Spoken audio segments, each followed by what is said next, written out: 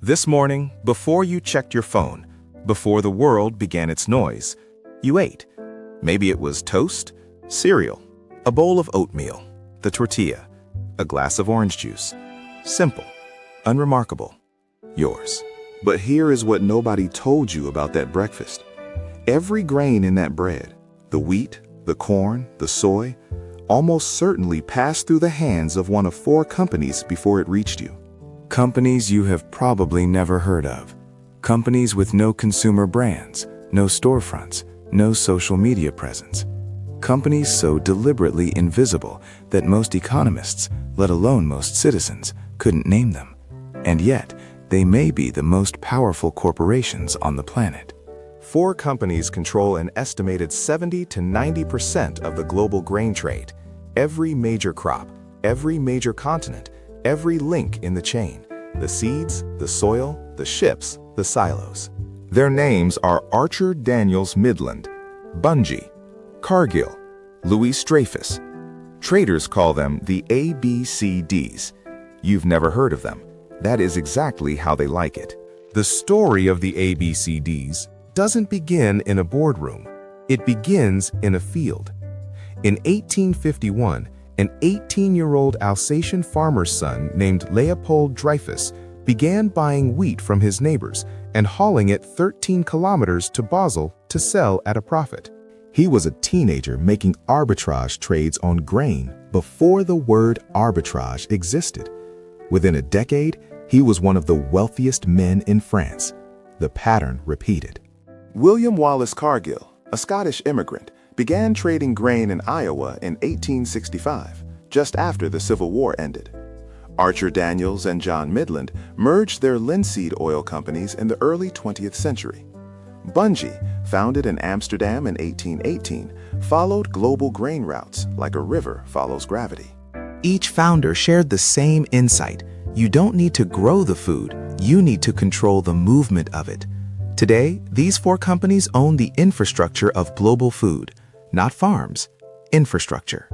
Rail cars, river barges, deep water ports, grain elevators, refrigerated ships, commodity futures trading desks.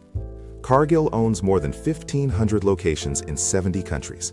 Its 2022 revenue hit $165 billion, larger than the GDP of most nations. It is the largest privately held corporation in the United States. Its shareholders are the Cargill and Macmillan family. They do not answer to the public.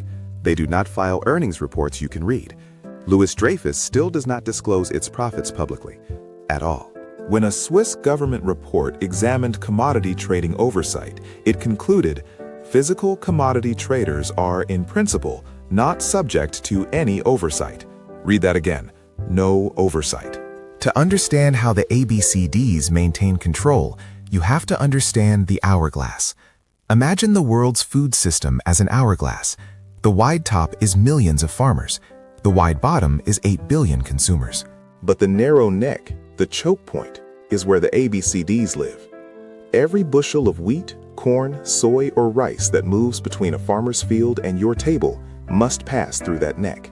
The ABCDs don't just trade grain, they own the entire transit system that makes trade possible.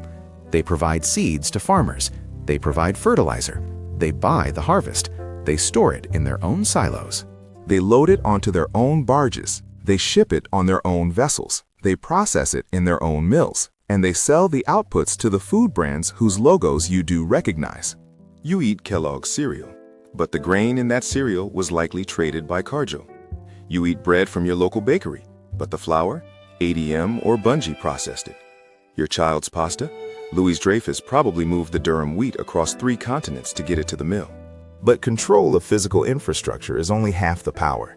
The ABCDs also trade on commodity futures markets, the financial exchanges where the price of grain is set, sometimes years in advance. They have access to more real-time crop data than most governments. They run their own satellites, their own weather modeling systems, their own proprietary AI forecasting.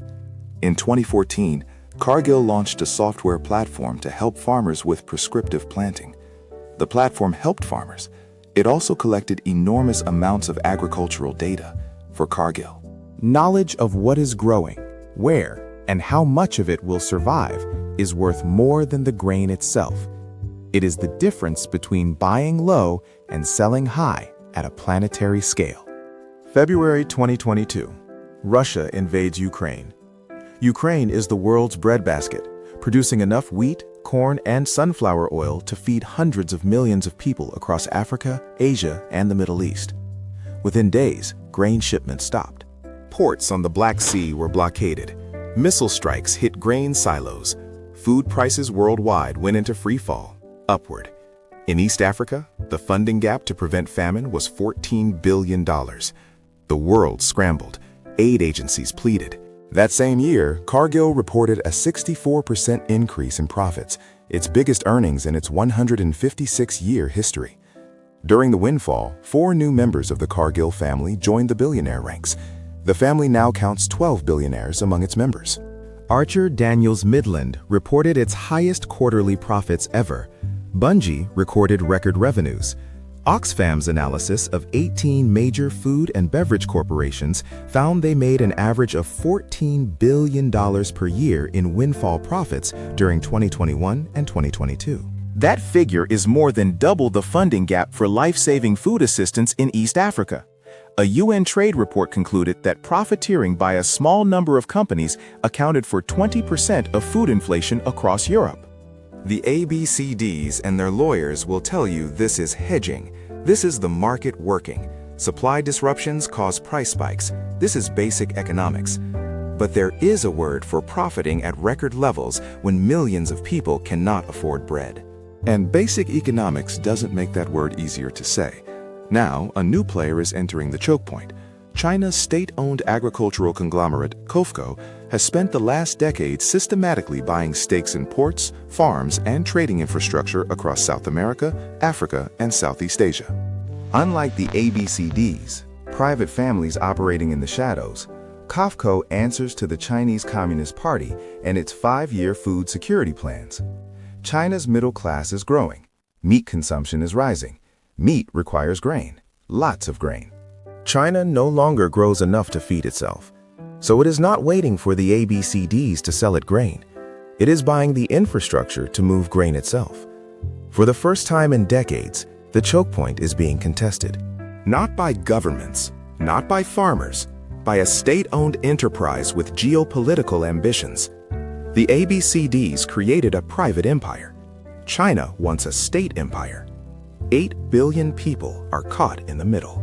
There is a man in Argentina, a soybean farmer in Córdoba province, who has grown grain for 20 years. He plants, tends, and harvests. He sells his crop to a local buyer. The buyer sells to a trading house. The trading house, it turns out, is a subsidiary of one of the ABCDs. In 2011, Argentina's tax authority began investigating all 4 ABCD companies for using phantom firms to buy grain, inflating costs, reducing recorded profits, and avoiding local taxes. The outstanding amount, according to investigators, was close to $1 billion. The companies denied the allegations. The investigation is still ongoing. The farmer in Córdoba does not know any of this. He knows the price he was offered for his soybeans. He knows whether it was enough to cover his fertilizer bill. Fertilizer likely also sold by the same company that bought his grain. We live in an era obsessed with the visibility of power. We know the names of tech billionaires. We debate the influence of oil companies. We regulate banks. But the companies that move the food that keeps 8 billion people alive operate almost entirely outside public consciousness and largely outside regulatory reach. They have no consumer brand to protect, no storefront to boycott, no product with their name on it sitting in your refrigerator. They are the flour in your bread and the wheat in your noodles. They are the corn in your tortillas and the oil your food was fried in. They are everywhere in your kitchen and nowhere in your awareness. Cargill said it themselves in a 2001 company brochure. We are the flour in your bread. We are the wheat in your noodles. We are the salt on your fries. They weren't bragging. They were describing a fact of life so total, so complete, that it barely requires acknowledgement. The next time you sit down to eat, consider this. The food on your plate crossed oceans. It moved through ports and pipelines and pricing desks. It was hedged on a futures exchange and insured against weather events. It was bought and sold perhaps a dozen times before it touched your fork. And somewhere in that journey, almost certainly, it passed through the hands of 4 companies. 4 companies. 8 billion people. That is the choke point. The question is not whether you trust them. The question is, did anyone ever ask you if you do?